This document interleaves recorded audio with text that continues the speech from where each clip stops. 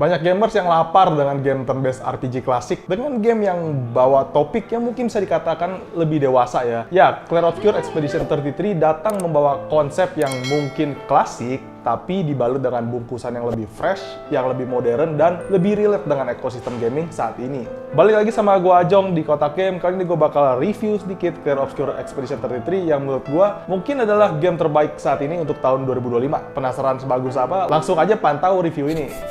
Ya, jadi kalau kita ngomongin game turn-based RPG yang semilinear ya, mungkin yang muncul di otak gua dan kalian ya. Pertama kali mungkin kayak serial Final Fantasy, Dragon Quest, Suikoden gitu kan. Tapi mereka tuh punya kesamaan gitu kan, yaitu mereka tuh lahir dari game dev timur, Jepang gitu kan. Nah, buat turn-based RPG yang nuansa fantasi yang muncul dari barat memang sedikit jarang ya. Mungkin yang pertama kali muncul di benak gua tuh misalnya kayak Wizardry atau Baldur's Gate. Tapi Baldur's Gate itu si RPG. Nah, untuk Expedition 33 walau kalau kita ngomongin sedikit tentang tema fantasi, ya ini agak beda ya, karena musuh kalian tuh bukan naga atau raja iblis, kayak game-game fantasi klasik gitu kan. Bukan kerajaan jahat juga yang totaliter atau apa. Tapi ini adalah proses atau gimana lu melawan nasib gitu kan. Sebuah konsep dalam kasus ini adalah umur gitu. Sebuah hal yang nggak bisa dihindarin pastinya kan. Dan ini menurut gue adalah hal yang unik dan fresh dari Expedition 33 gitu.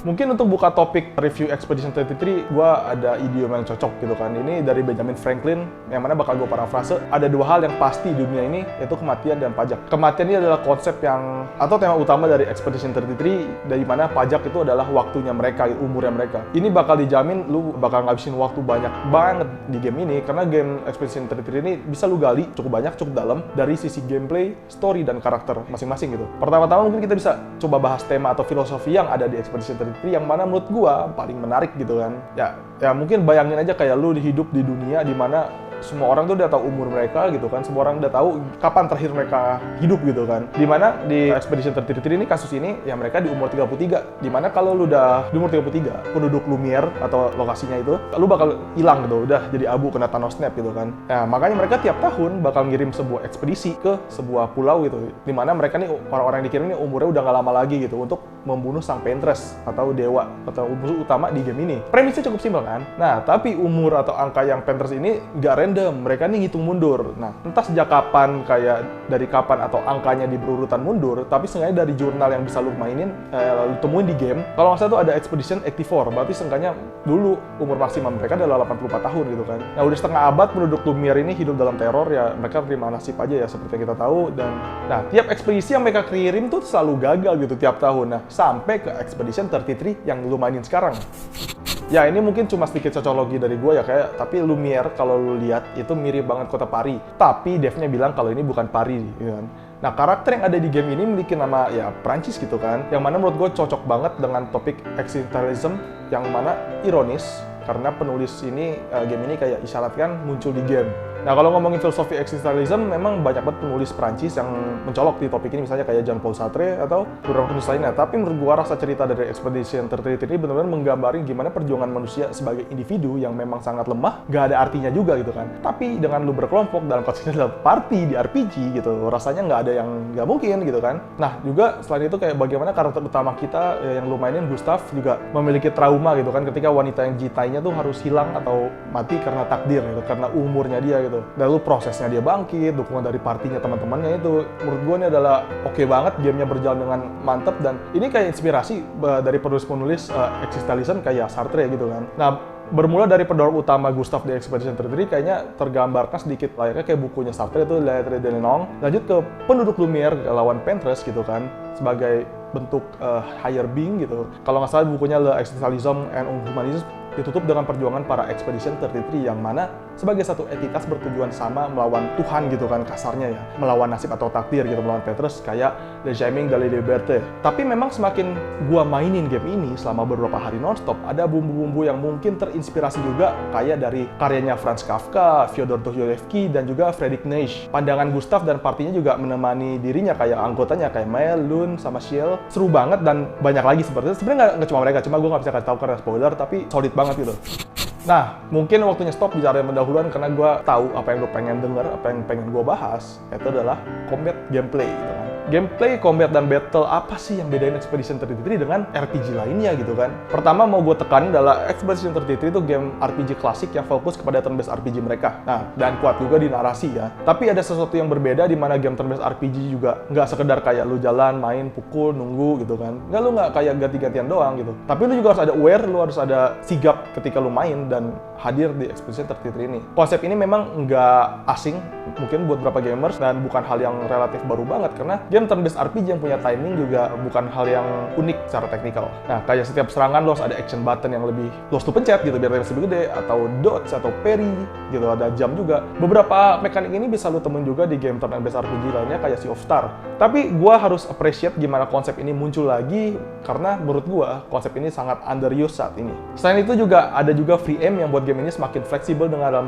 team building juga gameplay kalian. Lu tuh dikasih chance buat nembak gitu kan setiap jalan yang makan action point lu gitu. Damage-nya nggak gede, tapi ada keunggulan. Misalnya beberapa musuh yang harus lu free aim karena damage-nya lebih tinggi dulu free aim. Karena kalau lu pukul dia akan ngedodge terus. Atau juga yang paling penting adalah weak point karena setiap musuh punya weak point masing-masing yang bisa lu tembak itu biar lu dapat damage tinggi gitu buat ngancurin itu. Tapi juga nggak ada juga yang beberapa harus 2 kali tembak, 3 kali tembak, tapi untuk special case aja ya. Posisi juga berpengaruh kayak dimana misalnya ada musuh yang weakness-nya di pundak gitu kan, pundak kanan. Tapi karakter lu di tengah atau di kiri, lu nggak bisa nembak. Lu harus ganti nunggu karakter yang di posisi itu. Jadi sudut khususnya ini bisa baru lu pakai buat nembak. Nah, pertama kali gua main Expedition 33 ini yang ya banyak ya timing gimmicknya gitu kan. Gua awalnya ya mikir kayak ini pasti bakal bosen gitu kan, nggak bakal bertahan lama. Dan di sini gue seneng kalau gue salah karena fun banget. Pertama-tama lu harus ingat juga, gue tekanin lagi bagaimana banyak banget move yang ada di game ini. Kill tree-nya tuh panjang. Nah, luasnya juga timingnya juga beragam. Jadi tiap move itu punya timing sendiri. Bahkan nggak cuma nyerang, lu buff dan debuff pun ada timingnya gitu kan. Lalu juga lu hitung juga gimana musuh yang ada, varian musuh dan serangan lawan yang mana-mana lagi-lagi unik gitu. Perlu diingat juga semua serangan solusinya juga nggak sama. Ada yang unblockable di mana lu harus dodge, ada juga cuma bisa lu parry gitu. Ada juga yang bisa lu lompatin gitu. Nggak bisa block, nggak bisa dodge ya. Nggak bisa block, nggak bisa dodge, tapi lu lompat. Yang mana fight ini bakal semakin seru dan lu combine lagi lah. Pokoknya ada serangan, misalnya combo 5 kali pukul, harus lu parry, dodge, jump, pukul gitu. Kayak ini unik banget. Nah, Expedition 33 juga punya jumlah party yang menurut gua nggak begitu umum karena umumnya di RPG turn-based, party lo ada lokal 4, 6 orang gitu kan, genap. Kalaupun ganti itu pun 5 orang. Tapi game ini bawa 3. Ya, lu cuma bisa 3 orang di party lu yang mana nggak sedikit umum. Tapi keputusan untuk bawa bisa 3 orang aja menurut gua adalah tepat. Karena karakter yang ada di Expedition 33 ini punya gimmick masing-masing yang seru dan fun. Selain itu juga 3 orang yang ada ini jumlah yang tepat karena balancing-nya lebih enak gitu kan dibanding lebih dari itu. Karena kalau lebih dari 3 di game Expedition 33 menurut gua bakal terlalu mudah dan role karakter jadi kurang menutupi kekurangan party gitu. Agak boring ya menurut gua. Tapi mungkin kita juga bahas karakter dan gameplay mereka, mulai dari bahas MC kita Gustav tuh ada MC pada umumnya lah, tapi dia punya sisi gameplay yang menurut gua nggak wah. Tapi semakin lu buka skill tree-nya tuh lu lihat potensi yang gede. Mungkin gua bakal samain Gustav itu kayak Rogue dari party di mana speed sama damage speed tinggi, damage-nya biasa aja, tapi lu kalau nge-crit pakai dia tuh oke banget karena mekanik overcharge-nya di mana lu bisa ngumpulin 10 energi, lu pakai move yang lain buat pakai energi itu damage-nya bakal gede banget, jadi semua stack itu jadi noob. Lalu abis itu ada Lune. Nah, Lune tuh mage lu lah kasarnya. Gimmick Lune ini kayak mage di beberapa RPG tapi agak sedikit unik di mana memang dia agak bakal fokus damage tapi lu di sini lu bisa lebih fleksibel karena setiap dia pakai skill lu bakal dapet kayak stack buff yang lu kumpulin. Kayak misalnya lu pakai fire lu bakal dapet stack fire, mungkin ada move yang ngasih 2 elemen dan lu kalau pakai spell lain dia bakal pakai stack itu. Jadi namanya elemental stain. Nah, ini bakal nge-buff atau nge-enchant move-move yang lain gitu kan. Lalu ada Mael, di Mael juga adik angkatnya Gustav gitu kan di Expedition 33 yang dia pakai rapier. Dan Mael ini jangan lu salah lihat karena Mael ini adalah tank tapi damage-nya tinggi karena Mael tuh punya stance di mana dia bisa ada kayak damage up, attack up dan juga beberapa debuff dan break juga gitu, banyak banget emang. Dan tapi nggak cuma jadi tank, jadi karena banyaknya stance itu, Mael itu juga OP juga sebagai damage dealer gitu. Jadi lo harus mainin stance tuh dia, yang mana agak keren dan menurut gue unik. Lalu juga ada Ciel gitu kan, yang mana bakal muncul sekitar akhir-akhir Act 1 gitu, agak-agak jauh dikit. Yang mana dia bakal sedikit unik karena punya debuff cukup tanky, damage nuke yang oke, damage tank,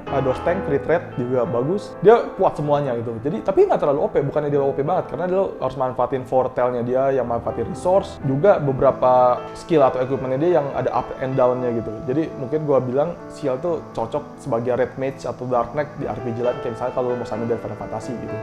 Dan masih ada juga beberapa karakter lain yang bakal datang ke party kalian, tapi gue nggak bisa kasih tahu, gue nggak bisa jelasin karena ini spoiler. Sebenarnya kita ngasih spoiler tuh udah nggak masalah, udah lewat tanggalnya kan. Cuma gue pengen lu mainin game ini sendiri biar lu tahu sendiri gimana asiknya gitu. Karena ini penting juga spoilernya. Nah, untuk balancing sama enjoyment, menurut gue ada dua hal yang sulit dilakuin gitu. Banyak developer RPG. Nah, balancing dan enjoyment, dua hal yang sulit kadang dilakukan dengan tepat oleh developer game RPG. Gimana game ini bisa mereka buat game yang asik, tapi balance, itu bukan hal yang mudah. Tapi Sandford Interactive dengan Expedition 33 berhasil di sini menurut gue. Buat kalian yang bingung apa sih Pictos dan Lumina dan kenapa ini hal yang penting di Expedition 33, karena mungkin gue bisa jelasin dengan mudah kayak Pictos ini kayak relik yang bisa lu equip ke karakter lu, dan masing-masing karakter bisa maksimal 3 relik ini atau Pictos. Yang mana bakal dapat efek pasif yang namanya Lumina. Cukup simpel kan? Tapi kalian lu bisa pakai Pictos ini untuk dapetin Lumina secara permanen, dimana lu bakal battle beberapa kali Pictos yang ada Pictos yang isinya Lumina itu bakal permanen buat lu pakai kalau lu punya beberapa poin yang lu bisa spend. Dan yang gue bilang itu tadi ada 3 slot, apakah buatnya lu bakal bosen? Enggak, karena gue bilang tadi setiap lu bertarung lu bakal dapet efek Lumina permanen yang mana nanti lu bisa aktifkan pakai Lumina poin. Jadi secara nggak langsung game ini berikan reward buat lu player yang suka ganti Pictos, buat ganti Lumina buat team building yang lebih oke lagi. Nah, buat review, gue main ini difficulty yang paling susah di expert, dan jujur difficulty ini memang sulit. Jujur sulit banget, terutama beberapa boss dan musuh yang hard hitter, tapi kombinasi Pictos sama Lumina yang gue dapetin gitu, yang bakal nanti lu dapetin juga bakal ngebantu. Selain itu juga pastinya pattern lawan yang bakal harus lu pelajarin biar tiap fight itu agak lebih rewarding. Ya pastinya juga selain itu di game-game RPG seperti pada umumnya senjata itu juga punya konsep yang menarik di sini. Di sini lu secara teknis lu bisa bawa senjata yang cupu ke late game. Nah, memang start damage-nya itu lebih rendah sedikit, tapi di sini konsep terkuatnya itu ada di pasif, di mana kalau lu naikin level senjata lu bisa dapat pasif yang baru lagi.